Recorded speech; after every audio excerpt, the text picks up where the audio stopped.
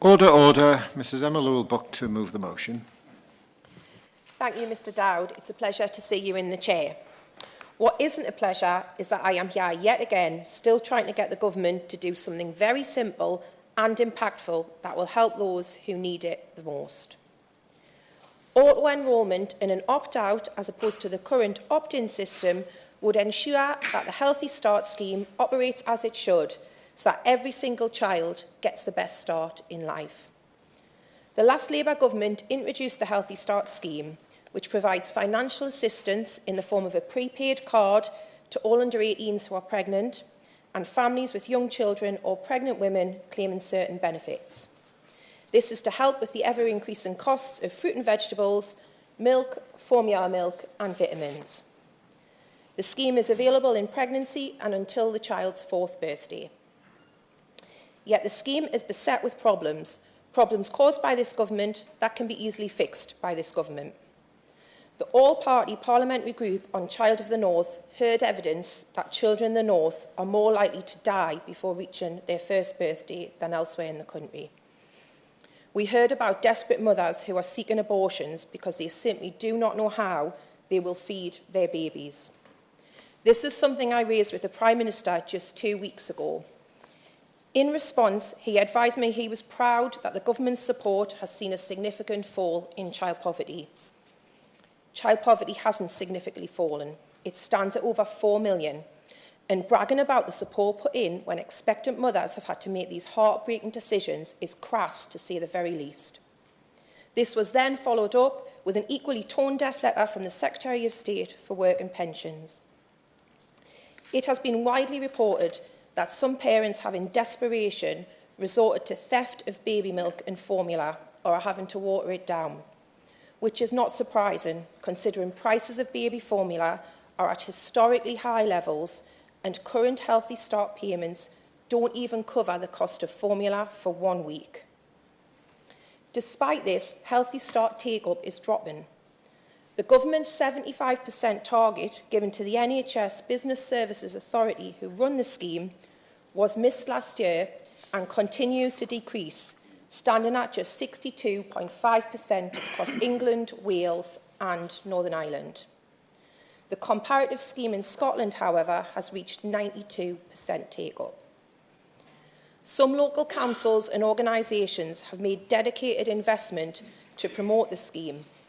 Not only does this create a postcode lottery, they were also left feeling utterly demoralised after the government provided false, inflated take-up figures and then were unable after that to provide accurate uptake data. An opt-out system would ensure proper data and free up organisations to support families instead of them having to try and locate them. This was a point supported by research published earlier this month, funded by the Minister's own department. In some areas, the take-up is as low as 44%. Around 220,000 babies, young children and pregnant women are missing out on the scheme, with Sustain estimating this leaves £58 million unclaimed. Now, despite the Chancellor's crowing on this morning's news, low inflation still means rising prices on top of previous high rises. In short, this is just stemming the pain for families. It was only last year that UNICEF found the UK had the worst rise in child poverty, leaving us bottom amongst 39 of the world's richest countries. That is why admissions for malnutrition and a resurgence of Victorian diseases like rickets and scurvy have increased in children. It's no wonder then that the government blocked the United Nations Special Rapporteur on the right to food from visiting the UK and investigating poverty. When the previous UN Special Rapporteur on Extreme Poverty visited the UK, he was very clear. Rise in poverty was the direct result of government policies. Food banks, baby banks, faith groups and charities have become embedded parts now of our welfare state, including the Key to Life Food Bank in my constituency, which last year reported a 300% increase in demand, coupled with a decrease in donations. It's highly unlikely, therefore, that the 58 million that's going unclaimed is unclaimed because people don't need it. There is a very clear need for this scheme. But as I have been told time and time again, awareness is low among the public and professionals. That is why in 2021, the National Food Strategy recommended the government implement a communications plan related to Healthy Start, but they did not. In 2021, I and others raised concerns about plans to fully digitalise the scheme by 2022. This was so that paper applications and vouchers would no longer be accepted. The result was that more than 20,500 households as of October 2023 who were previously in receipt of the vouchers were still no longer receiving them 19 months after digitalisation. The NHS BSA then admitted to technical issues, meaning that applications were being declined, resulting in parents and pregnant women struggling to get through the helpline and having their payment cards rejected. As it stands, the application routes are overly complex and varied. When an application is made online, an automated message claims that a response will be given in 2 days. This very rarely happens. Some mothers report that they have never heard back and after multiple attempts have given up. Of course I'll give way to my honourable friend. I'm very grateful, and I apologise for missing the first couple of minutes of her speech. She's making an excellent speech outlining why this is so needed. And she mentions that take-up of the Healthy Start scheme is currently too low, so proper information really about the scheme is needed, along with, I would say, auto-enrolment that would cut through the red tape and the hurdles that many families experience. Does she agree that the government must therefore do more to help promote the Healthy Start scheme to families so that people are aware of it, as recommended in the excellent National Food Strategy? I thank my honourable friend for that intervention and for all the work she does in this space. She's tirelessly championed children for as long as I've known her and as long as she's been in this place. As it stands at the moment, charities, organisations and local authorities are using what little money they have to promote a government scheme. And then when they go to the government for data about how that's working, they're getting false figures or they're getting no figures at all. So I couldn't agree with my honourable friend more. Mr Dowd, the Healthy Start phone number provided is not free phone and it's fully automated. There is no option at all for callers to speak to anyone unless they need an interpreter or have enquiries relating to their card. The absurdity of an automated system asking if callers have problems with cards they do not have yet, I'm sure, is not lost on any of us. Worse still, if the application is then refused, it does not state why, and the parent is directed to the phone line, where again, they can't speak to anyone.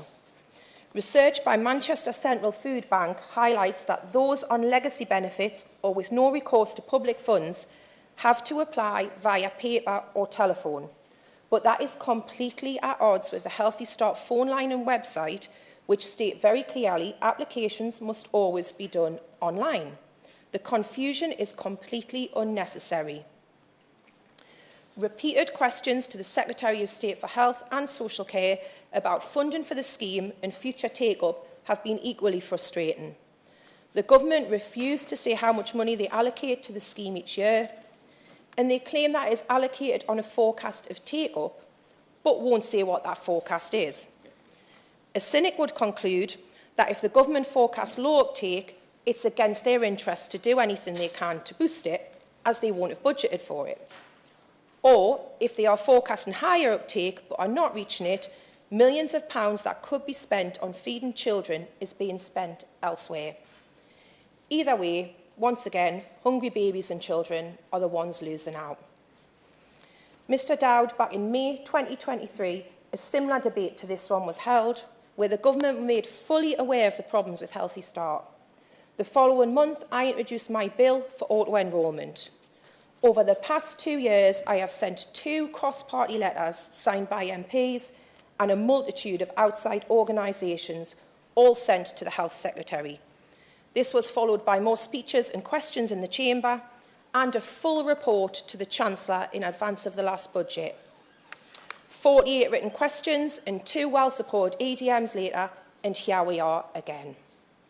Now, I am sure in her response the Minister will reiterate the excuses her colleagues have given to refuse auto-enrolment, that it's not possible due to the prepaid card being a financial product, so it is therefore subject to financial regulations. However, Mr Dowd, MasterCard wrote to me explaining that it is possible if only the Minister's Department and the DWP would work with them to do so. I've been here long enough to know that the Minister won't be able to commit to auto-enrolment today, but she could at the very least give a commitment to working with her colleagues and other organisations to looking at piloting auto-enrolment. Could she also assure us that her department's uptake data is now accurate and advise us on the progress of her department's promise to me to write to all eligible households who are missing out on the scheme? Because as we debate this today, there will be mothers and fathers who, instead of excitedly preparing for their newborn or enjoying those early years with their little ones, they are worried and distressed about how on earth they're going to provide for them. I know that auto-enrolment is not a panacea. I know that life will continue to be a hard struggle for so many people. But finally, as I did when I presented my bill, I want to thank all the parents who shared with me their stories and their pain. They should always be at the forefront of our minds, because nobody should feel such desperation and hopelessness that they can see no other way than stealing to feed their baby or seeking to terminate their pregnancy. I sincerely hope this is a point the Minister agrees with me on. Thank you. Andrew Weston.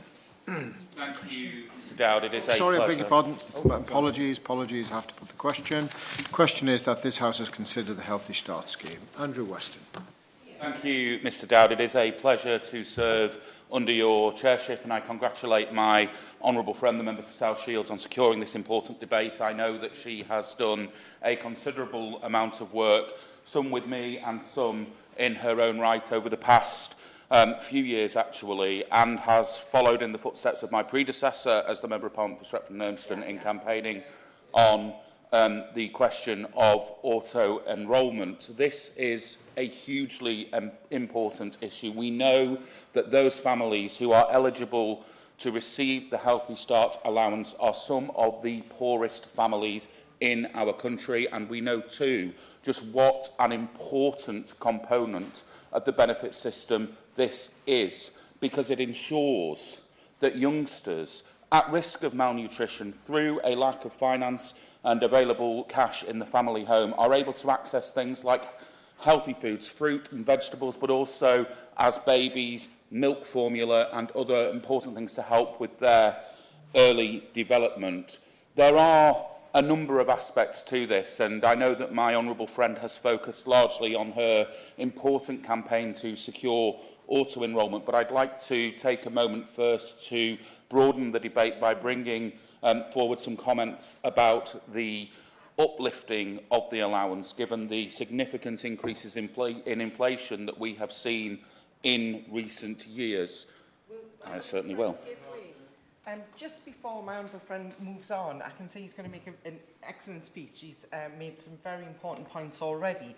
But members may be aware that there was a reception, an event held yesterday by Diabetes UK that discussed the shocking rise in prevalence of type 2 diabetes in young people. And they mentioned early years nutrition and the important part that period plays in establishing the lifelong health of an individual. And so does he agree that this very early food system and what food children consume in those very early years is so important, and that schemes such as the Healthy Start scheme should be thought central to a good public health mission? My honourable friend is absolutely correct in making that point, and to link to diabetes and indeed other negative health experiences that can come about as a result of poor nutrition in early years. She has spent many years campaigning in this place for children and for the health of children, not least during her time as the Shadow Minister, and I know that many families up and down the country will be incredibly grateful to her for that.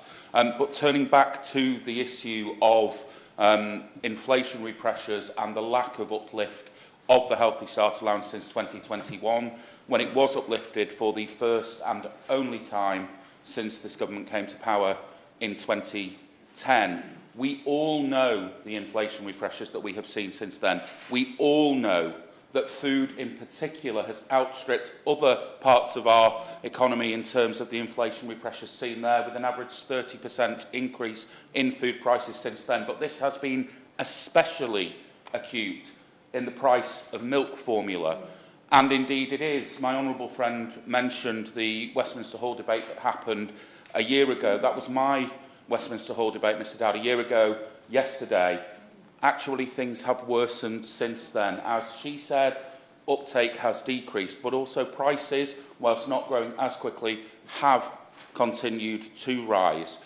We were at the point 12 months ago that there was not a single product on the market in terms of milk formula that could be afforded and funded from the Healthy Start allowance. That is a terrible situation to be in, not least because of the other pressures that we have seen on family finances in recent years.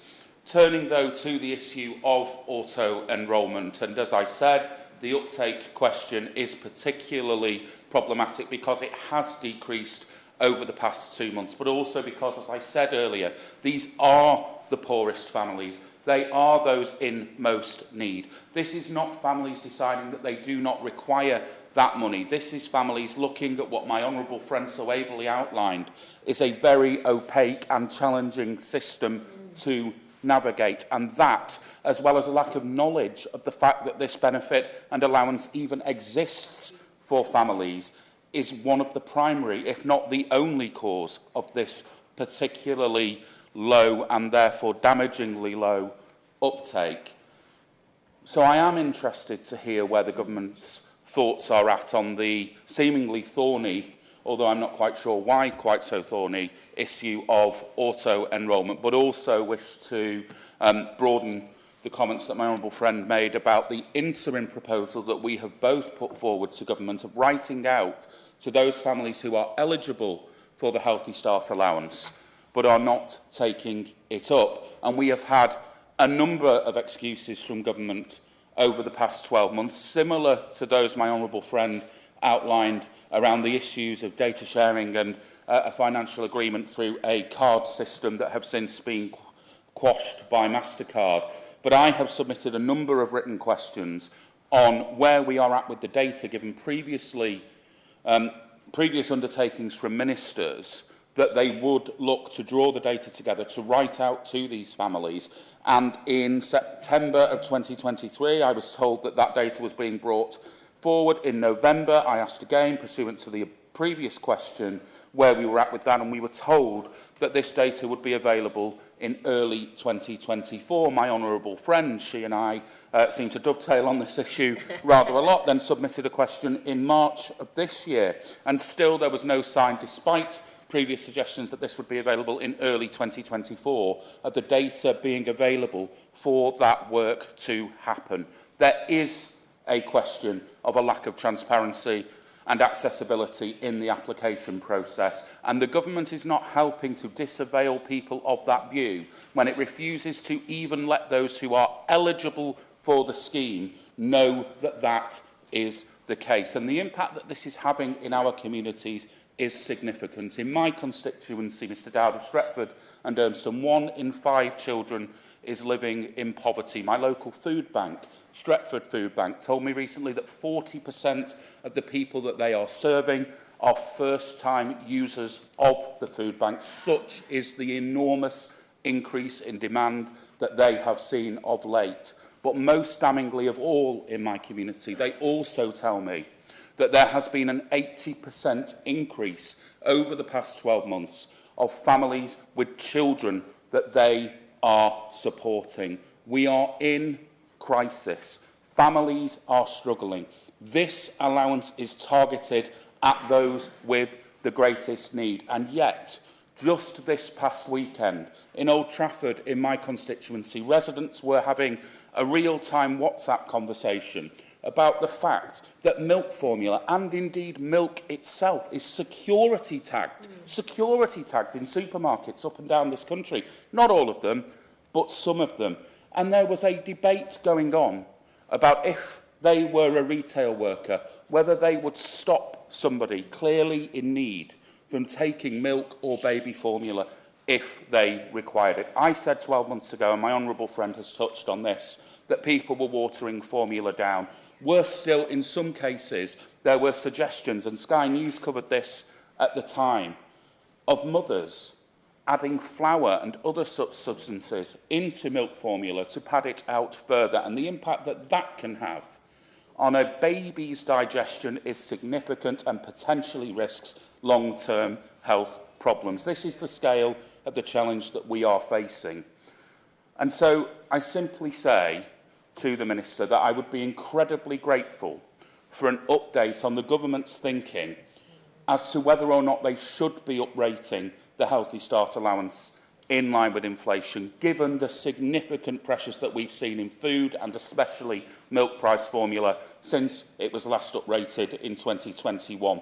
Whether they are serious in considering the issue of auto-enrolment, and if not, why on earth more is not being done to bring together the data required to at least let families know that they can embark upon this admittedly opaque process to try and bolster their family budgets, to try and ensure that their babies, children under the age of 4, or themselves, if they are more than 10 weeks pregnant, are able to access healthy things such as fruit and vegetables or milk for their baby. This is a crisis. The need is there. We all see it in our communities. The time to act is now, and I beg the Minister to do so urgently. Thank you. Sarah Dyke. Thank you, Mr Dowd. It's an honour to serve with you in the Chair, and I'd like to thank the Honourable Member for South Shields for securing this important debate. By the time children start school, 1 in 5 will be living with obesity. Recent research has shown that children who were severely obese by the age of 4 have their life expectancy cut by nearly half if they don't lose weight. And type 2 diabetes is being diagnosed in children, while a national NHS survey found that nearly 30% of children under the age of 5 are experiencing enamel and dental decay. And all the while, 1 in 4 UK households with children under 4 experience food insecurity. Now, that's defined as when households reduce the quality, variety and desirability in their diets. It's concerning that demand for emergency food parcels distributed by the Trussell Trust Food Bank network has nearly doubled over the past 12 months, and 65% of this support went to families with children. In Somerset, 18,000 food parcels have been distributed in the last year. When the Household Support Fund closes in September, we could see pressures increase even further. And in addition, the Food Foundation polling from January 2024 found that food-insecure households were more likely to cut back on purchasing of healthy foods such as fruit, veg, fish, dairy and eggs by up to 60%. The Healthy Start scheme provides pregnant women or preschool-age children on low-income households with a weekly payment to be spent on healthy food, which is welcome. But the government have failed to roll out the scheme effectively or give it the attention that it deserves. Now, the government set an uptake target of 75% by March 2023, yet the latest figures for April 24 show that only 62% have taken up that. And we don't know the uptake data between July 2023 and February 2024 due to a major data error, which just amplifies how neglected the scheme is. The scheme needs to move faster to reach more people and must not be left to stagnate against the backdrop of considerable food price rises. The scheme doesn't give people enough money to afford healthy foods in light of inflation and the increased cost of food. So the poorest 10% of UK households would need to spend between 34% and 52% of one person's weekly food budget to afford 1 week's worth of a 5-a-day diet. So, Mr Dowd, if it's to be used as a tool to fight food insecurity, it must not be used in isolation. But I don't believe that the government is willing to take the necessary measures to change our food system for the better.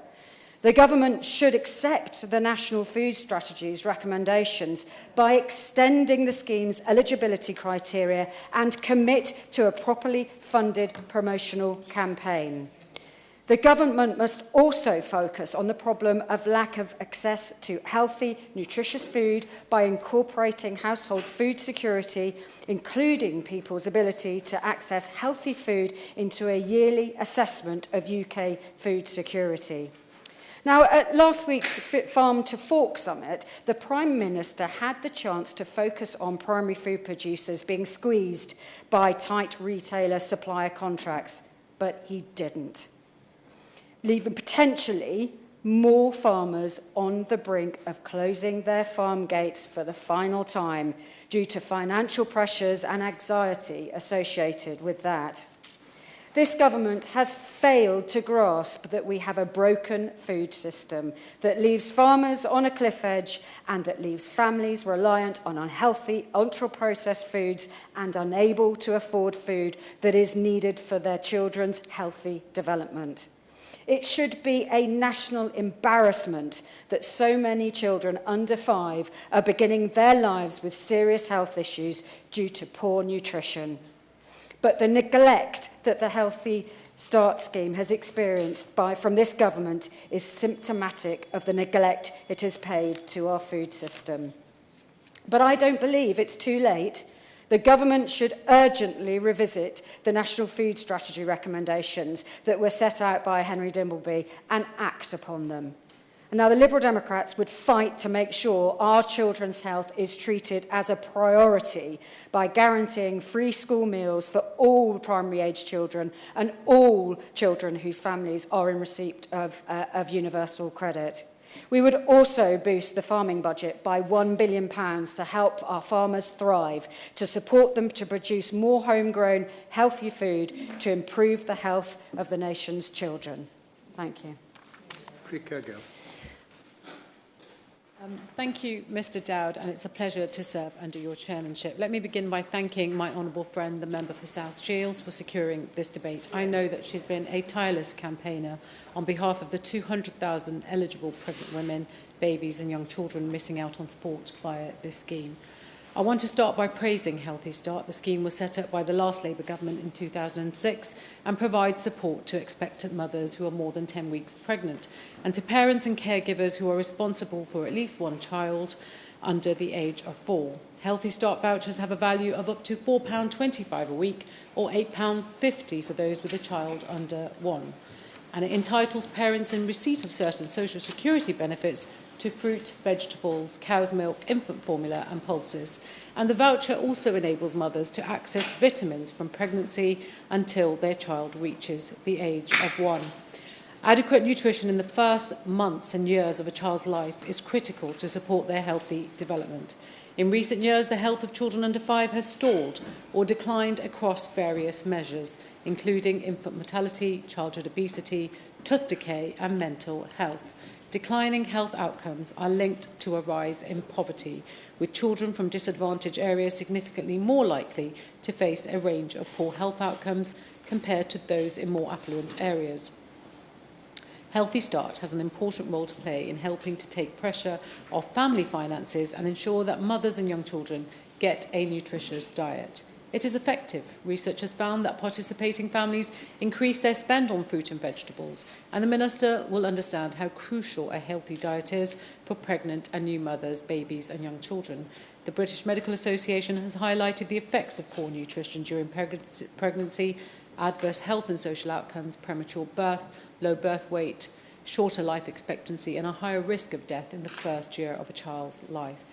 As members have touched on, we know that child food poverty continues to stunt children's development as they grow up, and that overstretched family budgets mean that mothers go without in order to feed their children. I and many members here have raised concerns about Healthy Start for a number of years now. Indeed, I remember writing to the then Minister about it in 2021, and as we've heard from my honourable friend from South Shields, 3 years later, after the cost of food essentials has rocketed, the value of the vouchers are the same as they were then, and uptake has not significantly improved. Since 2021, infant formula prices have risen by about 25%. Almost 1 in 4 households with at least one child under 4 reported to be food insecure this year. 17% of single adult households with children reported not eating for a whole day because they couldn't afford or get access to food. And food insecure households were more likely to cut back on purchasing healthy foods such as fruit, vegetables, fish, dairy and eggs. And these statistics are shocking, and as we've heard, they have got to be a call to action. The importance of good nutrition during pregnancy, breastfeeding and early life is indisputable. As the NICE guideline on maternal and child nutrition states, it forms the foundation for the long and short-term health of both mother and baby. When the incidence of severe malnutrition in the United Kingdom has doubled in the last 10 years, with over 10,000 people hospitalised in 2022, among them 312 children. Can the Minister please tell us? The sitting is suspended for 15 minutes for a division in the House. So we'll be back at 16 minutes past. Thank you.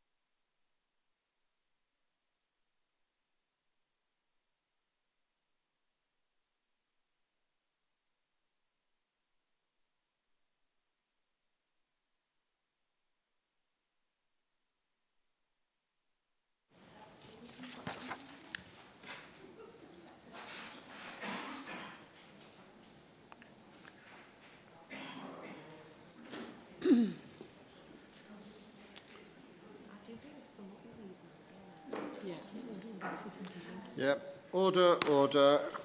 Sitting is resumed. Peter Kergill. Thank you, Mr Dowd. When the incidence of severe malnutrition in the United Kingdom has doubled in the last 10 years, with over 10,000 people hospitalised in 2022, among them 312 children, can the Minister please tell us what the government is doing to urgently get a grip on this issue? An issue members have raised is the poor uptake of the Healthy Start scheme. For years now, the government's target has been an uptake rate of 75%, yet the latest data for April 2024 shows that not a single local authority anywhere in the country is hitting that target. Yet when ministers have been asked about take-up, they have routinely replied with boilerplate responses, highlighting that the NHS Business Services Authority operates the scheme on the government's behalf, with no meaningful engagement on the question of how the government intends to improve this.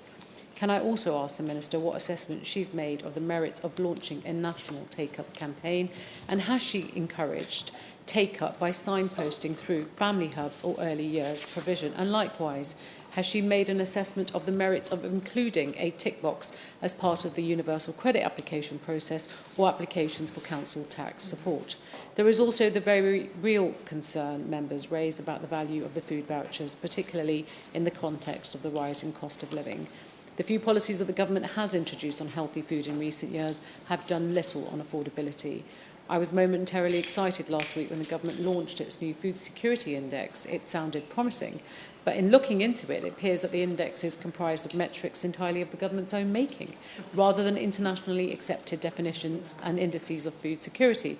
So can the Minister explain why it has eschewed internationally agreed definitions of food security in terms of availability and access, basically that the food is there, it's available, and people can afford it, in favour of its own definitions that don't actually cover these very important points? In other words, why does this government's index give essentially zero consideration to the impact on UK food consumers, apart from a measure on confidence that their food is safe? On Healthy Start specifically, I note that the government has commented previously that it keeps the value of Healthy Start under continuous review. So can the Minister update us on whether there have been any recent discussions regarding the value of the scheme, and whether it is still her department's position that no increase in value is forthcoming? If that is the case, what assessment has the government made of the impact of inflationary price rises on low-income households, and what reassurances can she provide to members here today that she is taking action to stop families being priced out of essential goods on their watch? One of the most egregious issues facing families with young babies is that they are being priced out of infant formula to feed their children. Now, while breastfeeding will always be the gold standard, healthiest option, and we must do more to promote it, the Minister will know that this isn't suitable for everyone, and for some women, they simply can't. All families should be able to feed their babies, and it's already hard for so many to afford to do so in this cost of living crisis. So does the Minister share my concern that regulations that prevent families from using food bank vouchers to buy infant formula are no longer fit for purpose? And under Labour, we will make it so retailers will be able to accept loyalty cards and vouchers as payments for infant formula to help families feed their children. Labour will urgently review existing legislation on infant formula, ensuring that regulation is protecting families and their babies, not making life more difficult for them. Mr Dowd, Healthy Start is a valuable scheme to improve nutrition among mothers and very young children at a critical stage in their development, but the impact of the scheme is being progressively eroded by government inaction, poor take-up and the rocketing cost of living crisis. Labour has committed to a child health action plan to make sure every child gets a healthy start in life. That includes our commitment to establish fully funded healthy breakfast clubs across England. We will also reform universal credit and set up Great British Energy to boost Britain's energy security and cut bills. Over the last 14 years, the UK's progress on infant and child health has stalled. I urge the Minister to engage with campaigners on this issue and work proactively with members on all sides of the House to ensure that the Healthy Start scheme is fit for purpose. Thank you. Thank you. Minister. Thank you, Mr Dowden. It's a pleasure to serve under your chairmanship and to respond to this debate on behalf of my right honourable friend for Northamptonshire, Minister for Public Health, Start for Life and Primary Care. And I'm grateful to the Honourable Member for South Shields for raising this important debate about the Healthy Start scheme, and also to other Honourable Members who have contributed this afternoon. The Government is committed to supporting the next generation of children. They are, of course, our futures, and obviously their own as well depend on this. A child's early life is critical to their health later in life, and we want every family to receive the right support to care for their children. Growing up with a healthy diet and weight is strongly protective against ill health in childhood and adulthood. Eating a healthier diet, as set out in the Eat Well guide, could increase population life expectancy by up to 8 years. We know that fruit and vegetable consumption is lower among more deprived children, that these children may be at risk of not getting enough micronutrients. More than 1 in 5 children start primary school overweight or obese, and the numbers are higher in more deprived areas. This is a major risk factor for long-term diseases, including heart disease, type 2 diabetes, and many types of cancer. Against that backdrop, the support for children to eat healthily is crucial through the Healthy Start scheme and our provision of free school meals. The Healthy Start scheme benefits hundreds of thousands of families across the country. The statutory scheme encourages a healthy diet for pregnant women, babies and young children under 4 from low-income households. There are eligibility criteria for the scheme to ensure that we are targeting nutritional support to those families that need it most. In April 2021, we increased the value of Healthy Start by 37%, moving from £3.10 a week to £4.25 a week, helping families, therefore, with the increased cost of living. And I welcome the support demonstrated by colleagues today for this important scheme and the emphasis placed on its uptake. And I fully agree that we need to ensure eligible families are aware of and able to access Healthy Start. I'll now turn to how we are doing this. Healthy Start is delivered by the NHS Business Services Authority, or NHS BSA, on behalf of the Department. Following user research and testing by both the Department and NHS BSA, the scheme switched from being paper-based to a digitised service in 2021. An online application and prepaid card replaced the previous paper form and vouchers. The number of families being supported by Healthy Start has grown following the introduction of the prepaid card. Since September 2021, there have been over 600,000 successful applications, 45% of those coming from new families. And the scheme now supports more than 360,000 beneficiaries on lower incomes. The current uptake is 62% of people who are eligible. That is higher than the previous paper scheme, showing the benefits of the transition to a digital scheme. Honourable members have raised the question of auto-enrolling eligible families onto Healthy Start. Moving to auto-enrolment would require a substantial redesign of the current scheme. So unlike, as I heard the Honourable Member say, it is unfortunately not a simple thing to do to move to an auto-enrolment approach. I'm told that the prepaid card would need to be removed because it's a financial product that under financial services legislation requires applicants to accept the terms and conditions on an opt-in basis, so you can't have it as an opt-out.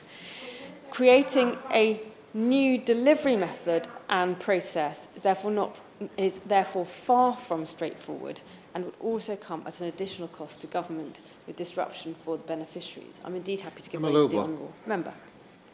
Thankful for the Minister for giving way, but she'll have also heard in my opening comments that MasterCard completely refute that argument. They have been very clear, themselves and all pay who administer the scheme, that it is entirely possible to do auto-enrolment. They just need the Department for Health, the DWP, to talk to them about it. It's not a difficult thing to do. They've outlined it to me in a letter. I'm happy to share it with her department yet again. Minister. Well, I hear the Honourable Member's point. As I've set out, clearly I understand it is not a simple thing to do and it is not straightforward. But what I would suggest, and as indeed she has offered, is that if she writes to my colleague, the Minister for Public Health and Start for Life, with the suggestion, and as she suggested, the proposal from MasterCard as well, I have no doubt that my right honourable friend will look into it and respond to the Honourable Lady. I would say, as I've been saying, it is complicated to shift to an auto-enrolment scheme and not within current legislation. By contrast, the current scheme has seen increased take-up with that switch to the prepayment card. So I think you wouldn't want to jeopardise that progress of increased numbers of families enrolling on what is a very important scheme. And that's why the government's focus is on increasing the uptake and effectiveness of the current scheme so that more children can benefit from Healthy Start. I can also assure the Honourable Member that the substantial level of investment in the scheme is in the order of around £78 million per annum.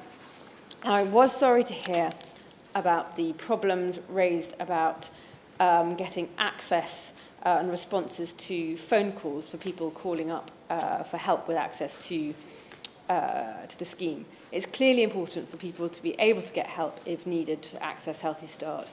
I understand that the average speed of answer for calls between the 1st of April and the 10th of May was 19 seconds, but I've asked officials to look further into the problems raised by the Honourable Member with accessing the phone line and accessing help.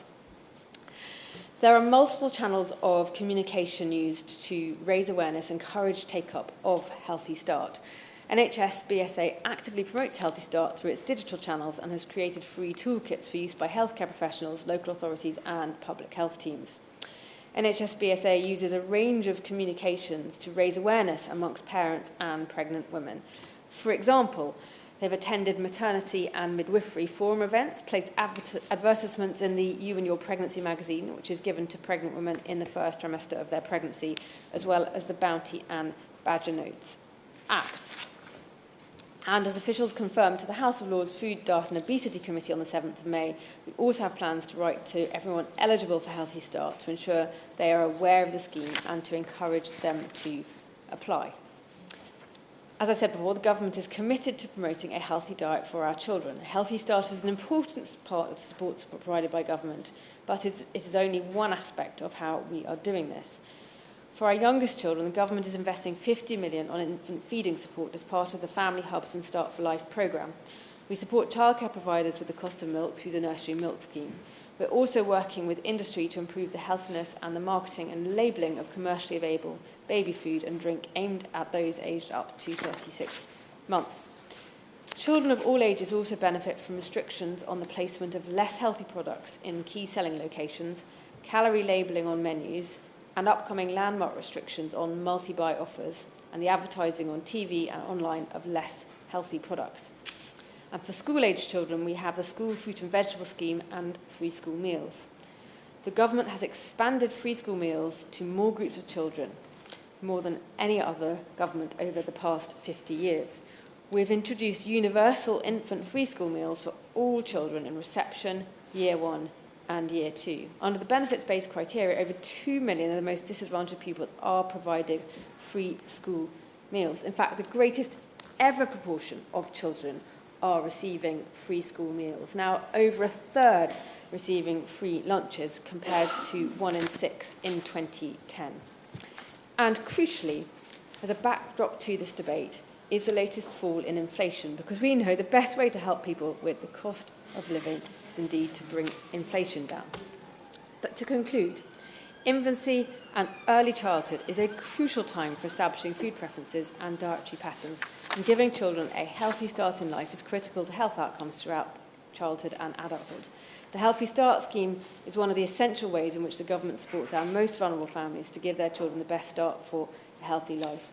I welcome colleagues' interest in the Healthy Start scheme, and I can assure them that while we may take a different approach from the argument made by the Honourable Lady, we are committed to making sure the children who most need this help get it. Thank you. Emma Lilbuck to wind up, please. Thank you. Thank you very much, Mr Dowd. I want to thank all honourable members who've spoken today, and in particular my honourable friend for Stretford and Urmston, who has long championed the reduction in prices of baby formula.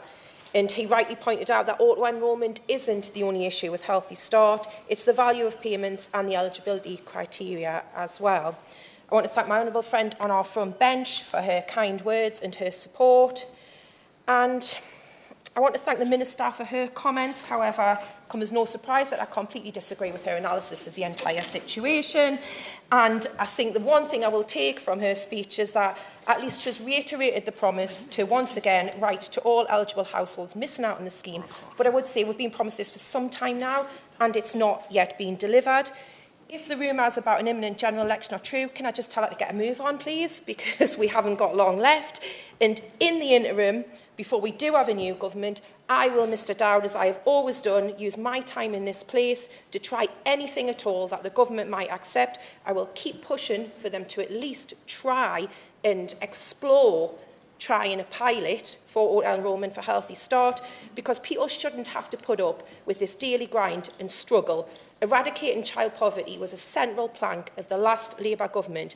I know for a fact it'll be a key plank of the next one. I just can't wait till we get there. Thank you. The question is that this House has considered the Healthy Start scheme. As many as of that opinion say aye. Of the contrary, no. I think the ayes have it. The ayes have it. Order, order. The sitting is suspended until 4 p.m. Thank you.